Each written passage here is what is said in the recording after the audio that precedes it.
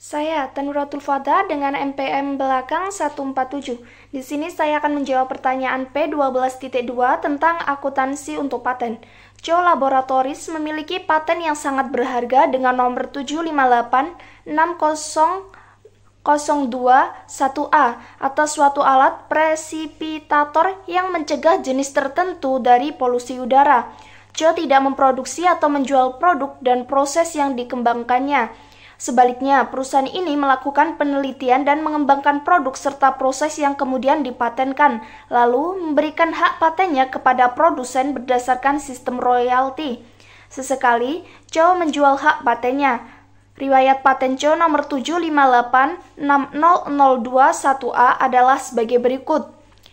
Pada tahun 2013, perusahaan melakukan penelitian untuk mengembangkan yaitu sebesar $384 Hong Kong. Lalu pada Januari 2015, perusahaan melakukan desain dan konstruksi prototipe dengan biaya $87.600. Pada Maret 2015, perusahaan melakukan pengujian model sebesar $42.000. Lalu pada Januari 2016, perusahaan melakukan pengeluaran biaya insinyur dan pengacara untuk mengajukan paten, dan paten diberikan pada 30 Juni 2016 sebesar $59.500. Lalu pada November 2017 perusahaan melakukan kegiatan rekayasa untuk menyempurnakan desain hingga tahap produksi dengan biaya yang dikeluarkan adalah $81.500. Lalu pada Desember 2018 perusahaan mengeluarkan biaya hukum untuk membela paten secara dan berakhir sukses sebesar $42.000. Lalu pada April 2019, perusahaan mengeluarkan biaya pengembangan untuk memodifikasi desain yang telah dipatenkan sebanyak $49.000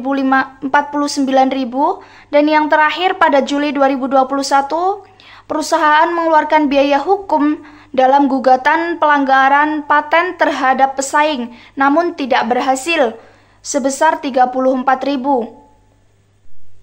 Berdasarkan pelaksanaan kontrak royalti pada Maret 2019, paten ini dianggap secara ekonomi dapat digunakan. Cho mengasumsikan umur manfaat selama 17 tahun sejak paten presipitator diperoleh. Pada 1 Januari 2021, Cho merevisi estimasi umur manfaatnya menjadi 5 tahun tersisa. Amortisasi dihitung untuk 1 tahun penuh jika biaya terjadi sebelum 1 Juli, dan tidak ada amortisasi yang dihitung dalam tahun berjalan jika biaya terjadi setelah 30 Juni. Tahun fiskal perusahaan berakhir pada 31 Desember. Instruksi, hitung nilai tercatat carrying value dari paten nomor 7586002-1A pada tanggal-tanggal berikut. A. 31 Desember 2016, B. 31 Desember 2020, dan C. 31 Desember 2023. Untuk jawaban yang A, yaitu 31 Desember 2016, di sini ada biaya pengajuan paten sebesar $59.500 Hong Kong. Lalu amortisasi tiap tahunnya, karena ini estimasi umur manfaatnya 17 tahun, maka biaya pengajuan paten yang sebesar $59.500 tadi dibagi dengan 17 dan menghasilkan amortisasi per tahunnya yaitu $3.500 Hong Kong. Lalu nilai tercatat pada 31 Desember 2016 adalah $59.500 dikurangi amortisasinya yaitu $3.500 sama dengan $56.000 Hong Kong. Lalu untuk soal yang B, pada tanggal 31 Desember 2022, yaitu pertama, nilai akhir di tahun 2016 tadi adalah $56.000, lalu amortisasi tahun 2016 adalah $3.500, amortisasi untuk tahun 2017 $3.500, dan ada pembelaan paten pada Desember 2018 sebesar $42.000 karena terjadi setelah tanggal 30 Juni, maka amortisasi pada tahun 2018 ini tidak dihitung sesuai dengan ketentuan yang diberikan di soal tadi. Dan untuk nilai buku setelah pembelaan paten yaitu 56.000 dikurangi 3.500 dikurangi 3.500 dan ditambah 42.000, maka menghasilkan 91.000 dolar Hong Kong. Lalu untuk sisa manfaat di awal 2019 tadi 15 tahun karena dikurangi amortisasi 2016 dan 2017. Kenapa sih 2018 nggak dihitung amortisasi? Ya balik lagi ke soal, karena di tahun 2018 itu terjadi setelah tanggal 30 Juni. Jadi amortisasi pada tahun 2018 tidak dihitung. Jadi berkurangnya hanya 2 tahun. Maka untuk sisa manfaat di awal 2019 ini tinggal 15 tahun. Maka amortisasinya yaitu 91.000 dibagi umur manfaatnya 15 tahun tadi menghasilkan 6.066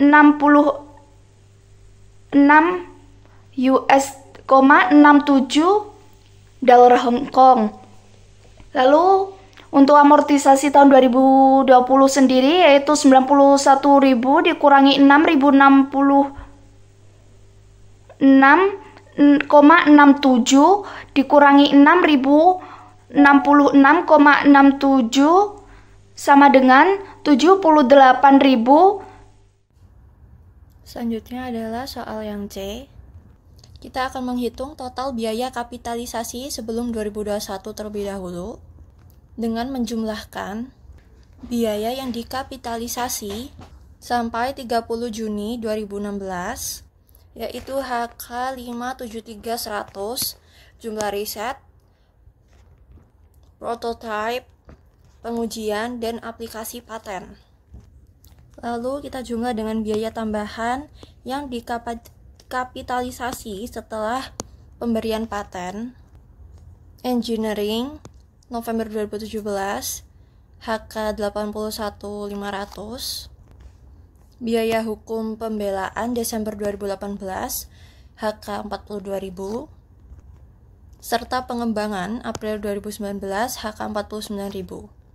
573.100 tadi kita tambahkan dengan 81.500 tadi, ditambah lagi dengan 42.000 dan ditambah lagi dengan 49.000, menghasilkan total yaitu 745.600.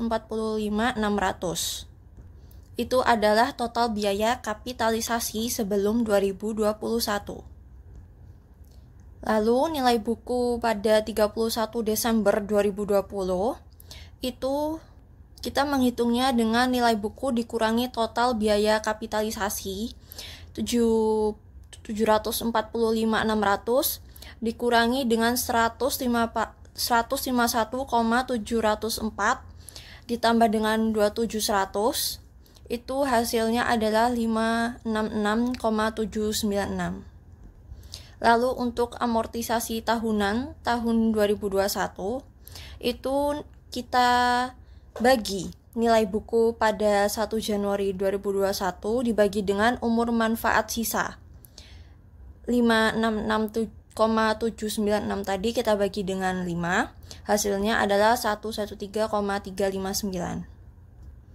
Lalu selanjutnya amortisasi untuk 3 tahun periode 2021 sampai 2023 itu kita kalikan dengan 3 karena 3 tahun. 113,359 dikali dengan 3 hasilnya adalah 340,077. Lalu nilai buku pada 31 Desember 2023 itu kita caranya nilai buku 31 Desember 2020 dikurangi dengan amortisasi untuk 3 tahun periode 2021 sampai 2023 tadi kita kurangi, jadi 566,796 dikurangi dengan 340,077 sama dengan 226,719. Oke, di sini saya akan membacakan soal 12.3. Oke, jadi saya langsung baca saya translate ke bahasa Indonesia. Jadi pada 1 Januari Sandro menandatangani perjanjian untuk beroperasi sebagai franchise dari Hasian Kopi Service dengan biaya waralaba awal sebesar $75.000. Dari jumlah ini $15.000 dibayarkan saat perjanjian ditandatangani, dan sisanya dibayarkan dalam cicilan tahunan sebesar $15.000 setiap tahun, dimulai pada 1 Januari 2023. Perjanjian menyatakan bahwa uang muka tidak dapat dikembalikan dan tidak ada layanan lebih lanjut yang diperlukan dari pemberian waralaba. Nilai sekarang pada 1 Januari 2022 dari 4 pembayaran tahunan yang didiskon pada tingkat 14% adalah $43.700. Perjanjian juga menyatakan bahwa 5% dari pendapatan waralaba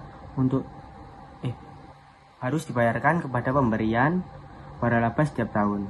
Pendapatan Sandro dari waralaba untuk tahun 2022 adalah $900.000. Sandro memperkirakan masa manfaat waralaba adalah 10 tahun.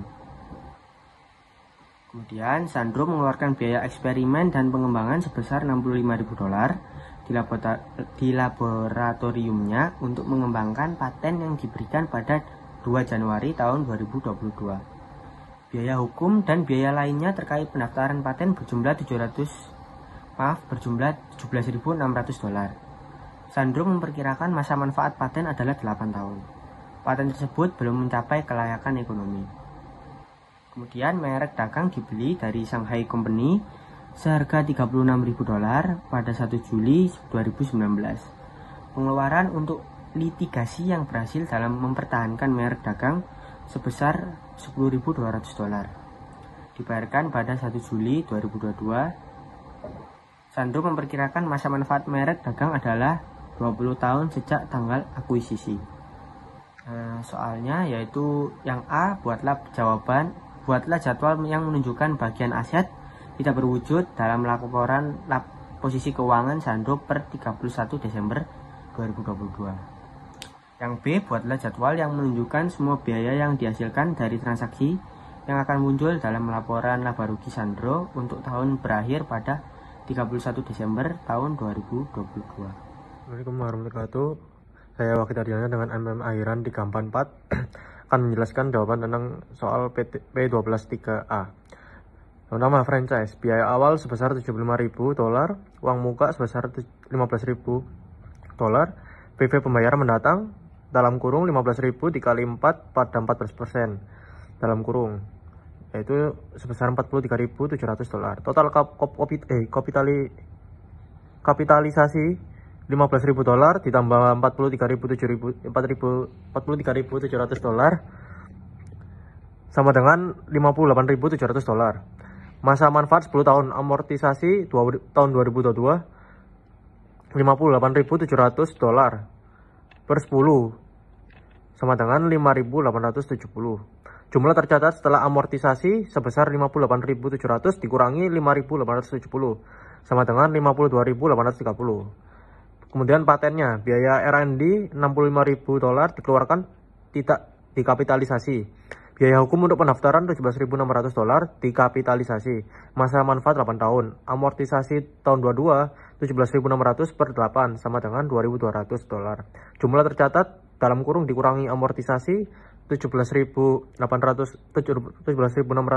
dikurangi $2.200 sama dengan $15.400.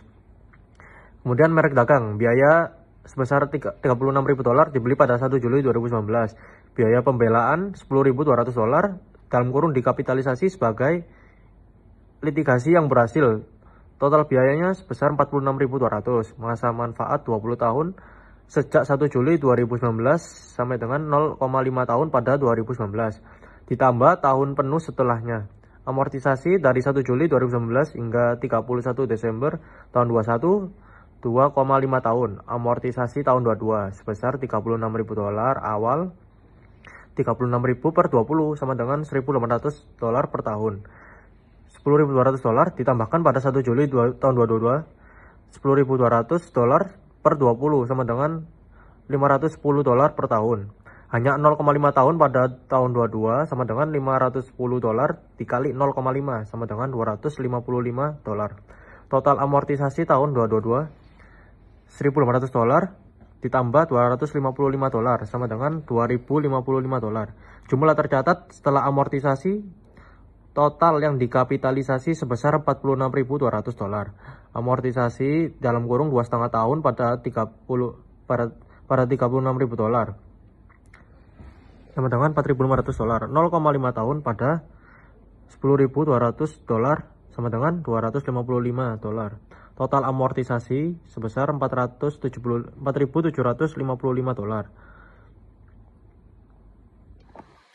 Oke, di sini saya akan menjawab soalan nomor 12.3 yang B. Oke, soalnya yaitu buatlah jadwal yang menunjukkan semua biaya yang dihasilkan dari transaksi yang akan muncul dalam laporan laba rugi Sandro untuk tahun yang berakhir pada 31 Desember tahun 2022. Oke, langsung aja kita ke jawabannya. Yang pertama, kita menghitung biaya franchise-nya terlebih dahulu. Nilai franchise-nya ada $15.000. Itu uang muka ditambah $43.700, yaitu nilai sekarang pembayaran tahunan. Kita total semuanya menjadi $58.700. Kemudian masa manfaatnya yaitu 10 tahun dan amortisasi tahunan yaitu $58.700. Nilai franchise-nya tadi kita bagi sama masa manfaatnya yaitu 10 tahun. Jadi $58.700 dibagi 10 yaitu $5.870.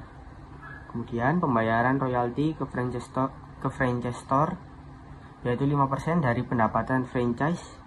Pendapatannya yaitu $900.000. Kita kalikan 5%, hasilnya dapat $45.000. Kemudian total biaya franchise-nya yaitu $5.870 tadi dari amortisasinya ditambah $45.000 dari pembayaran royalti tadi. Jadi totalnya $50.870. Kemudian selanjutnya kita lanjut ke biaya paten. Nah, biaya paten ini yang kita hitung pertama yaitu biaya legal dan pendaftaran yaitu $17.600. Kemudian ada masa manfaatnya yaitu 8 tahun. Kemudian amortisasi tahunannya yaitu $17.600 dibagi 8 sama dengan $2.200. Yaitu biaya legal dan pendaftaran dibagi masa manfaat. Hasilnya yaitu amortisasi tahunan. Kemudian biaya penelitian dan pengembangan yaitu $65.000. Dan yang terakhir total biaya patennya ada $2.200 atau amortisasinya ditambah $65.000 yaitu biaya penelitian dan pengembangannya. Dengan total yaitu $67.200. Itu total biaya patennya. Kemudian kita lanjut ke biaya merek dagang. Nah, nilai awalnya yaitu $36.000. Kemudian ada biaya litigasi diaktifkan karena berhasil yaitu $10.200. Kemudian total nilai merek dagang. Kemudian total merek nilai dagangnya yaitu $36.000 ditambah $10.200. Nilai awal ditambah biaya litigasi. Hasilnya jadi $46.200. Kemudian masa manfaatnya itu 20 tahun. Selanjutnya amortisasi tahunannya yaitu $46.200 dibagi masa manfaat yaitu 20 tahun. Jadi $46.200 dibagi 20 yaitu $2.310. Dengan total biaya merek dagang semuanya yaitu $2.310. Dari semuanya kita totalkan beban-bebannya. Total biaya-biayanya ada di franchise yaitu $50.870 ditambah biaya paten $67.200 dan ditambah biaya merek dagang $2.310. Dengan total beban yaitu $120.380. Perkenalkan, nama saya Meltia Bilaurike dengan NPM akhir 089. Di sini saya akan memberikan contoh soal intangible asset yang dimana soal tersebut adalah PT Solusi Cemerlang membeli franchise restoran sebesar 4 miliar pada 1 Januari 2022. Masa manfaat diperkirakan 8 tahun dan diamortisasi garis lurus. Pada 1 Januari 2025, franchise dijual ke PT Rasa Lezat seharga 3 miliar 300 juta. Pertanyaannya, yang pertama, hitung amortisasi tahunan. Yang kedua, hitung akumulasi amortisasi sampai 1 Januari 2025. Yang ketiga, hitung nilai buku saat dijual. Yang keempat, hitung keuntungan atau kerugian. Dan yang terakhir, jika PT Rasa Lezat membeli franchise tersebut seharga 4 miliar 500 juta, apakah ada goodwill? Selanjutnya, saya akan menerangkan mengenai jawaban dari contoh soal sebelumnya. Langkah pertama adalah menghitung amortisasi tahunannya. Karena metode garis lurus digunakan, maka biaya amortisasi per tahun adalah harga beli dibagi masa manfaat. Jadi 4 miliar dibagi dengan 8 tahun menghasilkan 500 juta per tahun. Artinya setiap tahun perusahaan mencatat beban amortisasi sebesar 500 juta. Selanjutnya kita hitung akumulasi amortisasi selama 3 tahun dari tahun 2022 hingga akhir 2024. Perhitungannya adalah 3 dikalikan dengan 500 juta menghasilkan 1 miliar 500 juta. Jadi sampai tanggal penjualan total amortisasi yang sudah dibukukan adalah 1,5 miliar. Langkah ketiga, menghitung nilai buku. Nilai buku adalah nilai sisa dari suatu aset setelah dikurangi akumulasi amortisasi. Maka nilai buku franchise saat dijual adalah 4 miliar dikurangi dengan 1 miliar 500 juta menghasilkan 2 miliar 500 juta. Inilah nilai yang tersisa dalam catatan akuntansi perusahaan. Langkah selanjutnya, menghitung keuntungan penjualan. Karena franchise dijual seharga 3 miliar 300 juta, sedangkan nilai bukunya hanya 2 miliar 500 juta, maka perusahaan mendapatkan keuntungan sebesar 800 juta. Ini merupakan keuntungan yang akan dicatat dalam laporan laba rugi. Yang terakhir, nomor 5, yaitu dalam kondisi lain, jika franchise itu dibeli oleh PT Rasa Lezat seharga 4 miliar 500 juta, maka ada selisih yang cukup besar dari nilai bukunya, yaitu 4 miliar 500 juta dikurangi dengan 2 miliar 500 juta menghasilkan 2 juta. Selisih ini disebut dengan goodwill. Goodwill muncul karena pembeli mungkin melihat nilai lebih dari sekedar aset, seperti reputasi merek atau potensi keuntungan besar di masa depan.